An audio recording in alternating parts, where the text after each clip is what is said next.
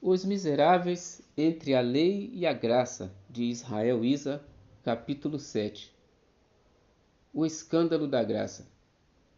Já vimos Jean Valjean caminhar pelos vales escuros da condenação, sentir na pele o peso de seu passado, o desprezo da sociedade e a dor de viver como número e não como um homem. Também já o acompanhamos até a casa do bispo Miriel, onde uma luz inesperada brilhou em meio às trevas. Agora é o momento de abrirmos bem os olhos e também o coração, para enxergar o que de fato está diante de nós neste romance. Um contraste que atravessa não apenas a história de Jean Valjean, mas a história da humanidade inteira. Um embate entre duas forças, a lei e a graça. Em Os Miseráveis, Victor Hugo personifica estas duas realidades com maestria. De um lado, Javert, o implacável guardião da lei, representante da justiça legal, da punição sem compaixão, da retidão sem misericórdia.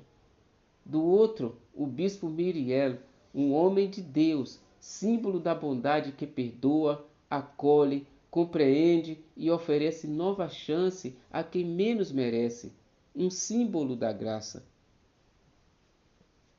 A lei, como representada por Javert, é justa, mas fria, correta, mas inflexível.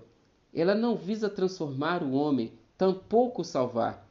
Seu objetivo é simplesmente apontar a infração, aplicar o castigo e manter a ordem. A lei, como bem nos diz a Bíblia, tem sim o seu papel, mas é um papel limitado. Pela lei vem o pleno conhecimento do pecado, aos Romanos 3:20. Ela mostra o erro, revela o quão distantes estamos da santidade de Deus, mas não pode nos mudar por dentro. Ela apenas cobra, acusa e condena.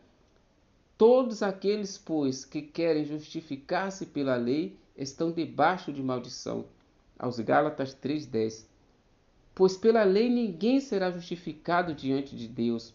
Aos Gálatas 2:16. E ainda, o salário do pecado é a morte. Romanos 6:23, parte A. Essa é a sentença fria da lei, morte para o pecador.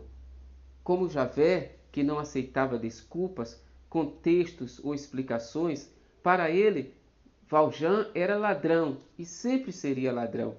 Não importava o motivo, se foi a fome, a miséria, o desespero. Para a lógica da lei, quem quebrou uma regra perdeu o direito à misericórdia, e essa lógica, embora justa, é também mortal. É por isso que a Bíblia nos diz: a letra mata, mas o espírito vivifica. Segundo aos Coríntios, capítulo 6, versículo 6. Mas eis que surge o outro lado, a graça, representada em Os Miseráveis por aquele homem de batina e coração aceso, o bispo Bienvenu. Quando Valjean, um ex-presidiário rejeitado por todos, chega à sua casa, ele não encontra a porta fechada, mas aberta. Não recebe desprezo, mas acolhimento. E quando comete um novo erro, ao roubar os objetos de prata, ele não é entregue à justiça, mas é presenteado com ainda mais do que havia tomado.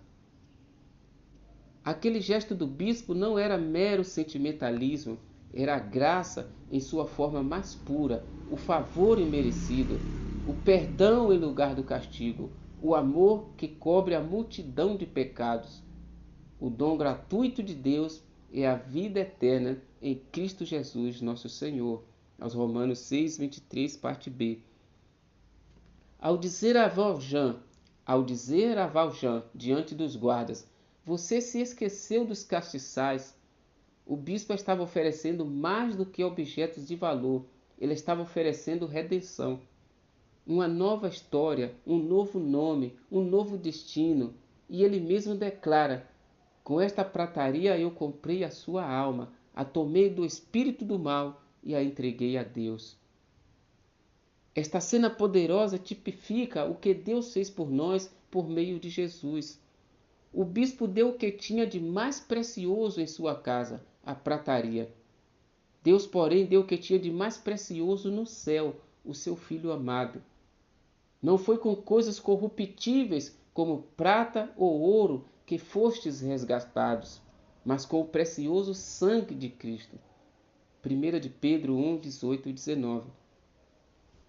E mais, ao assumir a culpa no lugar de Valjean, o bispo fez o que Cristo fez por nós. Tomou sobre si a nossa culpa, o nosso pecado, a nossa vergonha. Aquele que não conheceu o pecado, Deus o fez pecado por nós, para que nele fôssemos feitos justiça de Deus. Justiça de Deus, segunda aos Coríntios 5, 21. Ele cancelou o escrito de dívida que era contra nós e o removeu, cravando-o na cruz. Aos Colossenses 2,14. E despojando os principados e potestades, os expôs publicamente ao desprezo, triunfando sobre eles na cruz. Aos Colossenses 2,15. Aqueles guardas, representantes da ordem, da lei, da punição, ficaram emudecidos diante do gesto do bispo. Aquilo os desconcertou. Porque a graça desconcerta, ela não segue a lógica humana, ela não se baseia em merecimento, ela oferece uma liberdade que a lei nunca poderá conceder. A lei é necessária, sim, ela nos conduz até a porta, mas é a graça que abre esta porta.